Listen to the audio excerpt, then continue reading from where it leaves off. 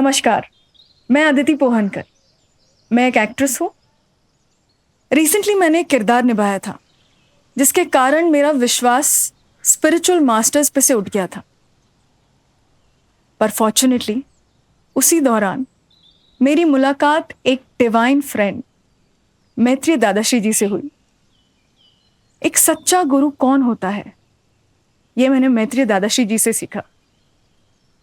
तो आइए, मेरे कुछ सवाल हैं एंड आई एम श्योर आपके भी होंगे।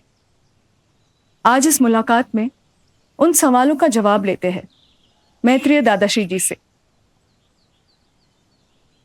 नमस्ते दादा। नमस्ते।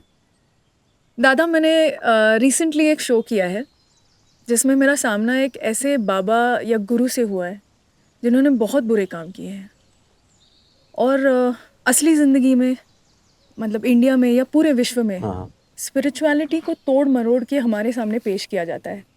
ऑलमोस्ट स्पिरिचुअलिटी का एक बिजनेस हो चुका है, मार्केटिंग होती है उसकी, पैसों के लिए, मॉनेटरी चीज़ों के लिए, मतलब अपने स्वार्थ के लिए। तो आपकी इस पे क्या राय होगी? I am really interested to no.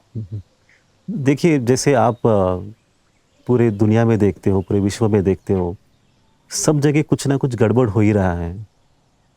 ऐसा हम नहीं कह सकते कि सिर्फ जो है बाबाओं की जो आश्रम है या उनकी जो कंपनी है या उनका जो मार्केट है वहीं पर गड़बड़ी हो रही है, ऐसा तो है नहीं। बुराई तो सब जगह ही चल रही है।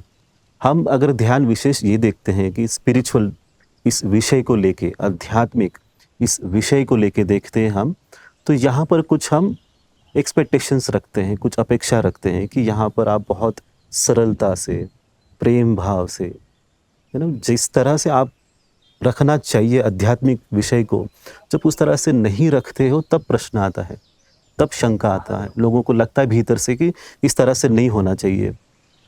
पर मैं फिर भी ये कहूँगा कि जो ज्ञान है, सत्य सब तक पहुँचे, सभी लोग इनका लाभ ले। इसलिए कभी कभी शायद जो आप कह रहे हो ना, कभी कंपनी बन जाती है, मार्केट बन जाता है, फिर लोगों को थोड़ा सत्य दिखाई देता नहीं है। जी।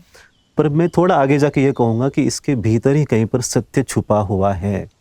इस मार्केट के भीतर, है ना, 100 दुकानें हैं, कहीं पर एक दुकान जो है वो ठीक से चल रही हो सकती है। तो आप ये ना सोचे कि सभी बुरे हैं, सभी जगह गड़बड़ी चल रही है, इसलिए किसी के पास जाना ही नहीं है, घर बैठे रहना है। तो ये तो सही बात है नहीं। अगर खाना बनाने वाला रोज़ खराब खाना बना रहा है, गड़बड़ कर रहा है, तो आप जाके उससे बात करके ठीक करने की कोशिश कर सकते हैं, है ना। उसको नहीं हो रहा है, वो नहीं बना पा रहा है, तो आप उसे ब्लेम करने की जगह आप उनको बताओ कि आपको किस तरह से काम करना चाहिए। या यहाँ पर अगर खाना ठीक बन ही नहीं रहा है तो दूसरी जगह पर आप जाओ। आपको भूख लगी है, आपको आध्यात्मिकता की भूख है, जी। उसको मिटाने के लिए आपको किसी के पास तो जाना ही होगा। जी। या तो आप गुफाओं में जाओ, हिमालय में जैसे हम बैठे हैं, आप वहाँ पहुँचो, वहाँ बाबाओं के पास पहुँचो। अगर वो आपको दे पाएँ ज्ञान तो अच्छी बात है, नहीं तो आप जहाँ पर भी हो, है ना, नॉर्मल मटेरियल लाइफ में आप हो, भौतिक जगत में हो, वहाँ पर फिर आपको ढूंढना तो पड़ेगा ही। और जहाँ पर भी जाएंगे आपको पहले तो मार्केट कंपनी दिखेगी, जी। उसके भीतर आपको सत्य ढूंढना है, उसकी तैयारी आपको करनी होगी। तो बुराई तो सब जगह है, पर अच्छाई लाने की कोशिश आपको भी करना है और हमें भी करना है। जी। थैंक यू दादा।